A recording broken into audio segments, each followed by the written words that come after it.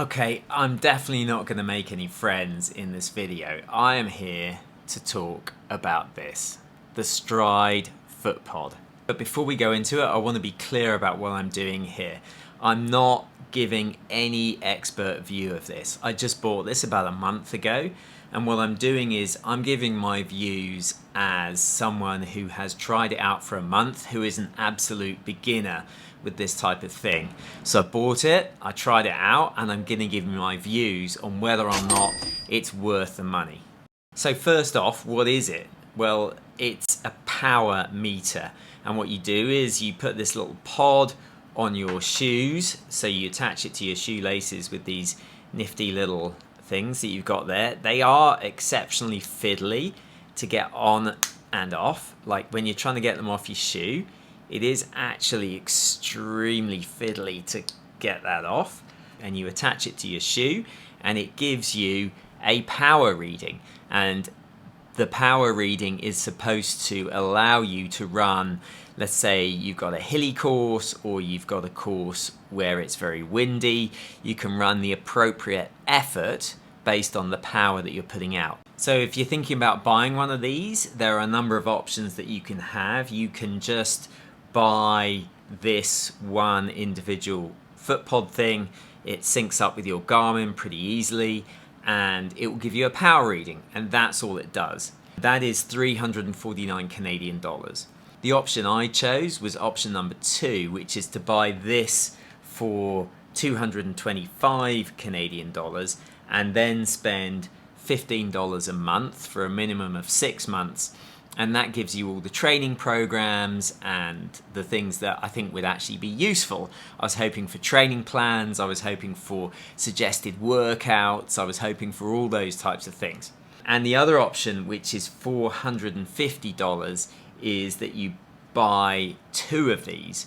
And that apparently will give you a significant amount of data relating to your stride pattern. It relates to whether or not you put more force on one foot than the other.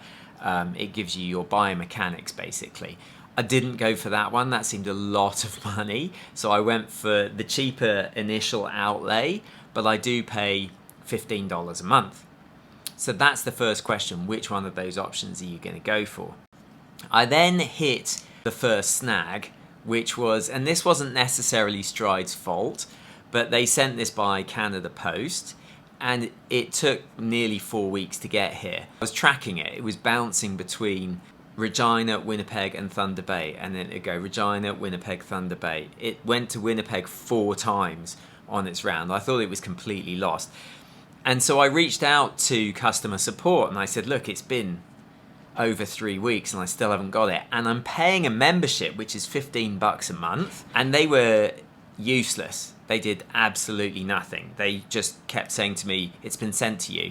And so I didn't have the best start with this thing. What do you get in the box? You get a couple of these clips, just in case you lose one. There's an orange one and a black one to allow you to attach it to your shoe. You get this charging thing, so you can sort of plug it, it goes in that way, and then you click it in like that, and that's how you click it in, and that's how you charge it. Again, slightly annoying that you need this specific charger, because if you lose that, it's useless, but it does have, the standard is that USB-C port that you can use, so at least that is a port which is useful and usual. Eventually I got it and I put it on and I just ran with it for 3 weeks in the idea that it would learn who I am and it would learn what my power output was. I did a variety of sessions. I did some steady running, I did some long runs, I did treadmill sessions, I did hills, I did faster sessions to try and give it a variety of data, and it was massively under reading me in terms of power. It said my critical power was. Now critical power, as I understand it, is like your 10k pace. I guess it's sort of like a lactate threshold of the power world. For me, it was being reported for the longest time at 265, which had me at sort of a 3:05 marathon and an 83-minute half marathon. That data was just wrong. And the problem with that is, when the data is wrong, when the initial data is wrong, then you can't trust anything that this says. And that's where I ended up. I just couldn't trust anything that this said. Just to give you an idea, I went back at my watch and I looked at some of the Garmin power readings, because Garmin does do its own power reading on its watch, which might not be perfect, but it does do it. And it had me for the Montreal Marathon, it had my average power at 377. For a half marathon I did in London last year, it had me 385 as an average. For the 10k I did in Canmore, it had me 386. And for the 5k that I did in London, it had 395. So those are more in line with what I would expect in terms of power readings. The other thing that I find with this is that it's just massively inconsistent. I've had readings where I've run the same pace on the same treadmill only a few days apart, and the readings in terms of the numbers of wattage on this have been massively different. That shouldn't happen. Like, it makes me wonder if I've got a duff unit here or a dodgy unit, but it just doesn't work the way I want it to do. It's not consistent enough in the way that my watch was consistent.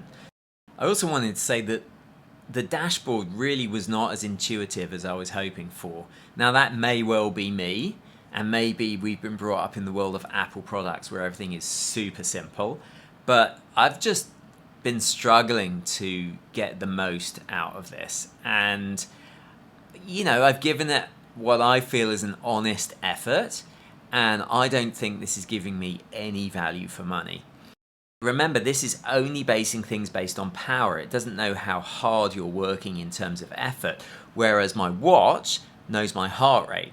And so when my watch comes up with suggestions as to what I should be doing in terms of a workout, which it does, oftentimes they're really good suggestions and they're challenging, and quite often I do that. I've not yet had a session from this that I thought was worth doing. Something else to note is that when you go on an hour's run, say, the app, when you sync this to the app, it doesn't recognize the hours run only. If you walk from your office down to the street and then do the run and finish a block away and walk a block at the end, it will include the walking at the start and the end. So the average of the run will not be the average of the run. It will be the average of the run plus the walk at the start plus the walk at the end, which may be why we're getting this inconsistent data. I just don't understand why they don't sync it better with Garmin so that you can see exactly the times when you were running. So I think you know my verdict. Locked in for another 4 months of membership on this, but as soon as that expires, I'm cancelling it. I hate to say it, and maybe I'm missing out on something massive, but in my view, this is a complete waste of money. Save your money, don't buy it. I've not found any value out of this at all so far. I'm going to do some hills in a minute. I'll see if that changes anything, and maybe it will. Like before I got this, I would often run hills and use the power meter on my Garmin watch to make sure that I was running consistently in terms of power rather than worrying about pace or worrying about heart rate or anything like that, because when you're running up a hill, your heart rate's going to spike late in the hill, so it's difficult to use that as the basis for your effort. So power was perfect when you were doing hills, so I'll see if it's any more accurate with this, but really I just feel like this is a waste of money, and your Garmin watch, the power meter on that, is going to be good enough. So thanks for watching. Please subscribe. Don't forget to mash the like button, and I'll see you very soon.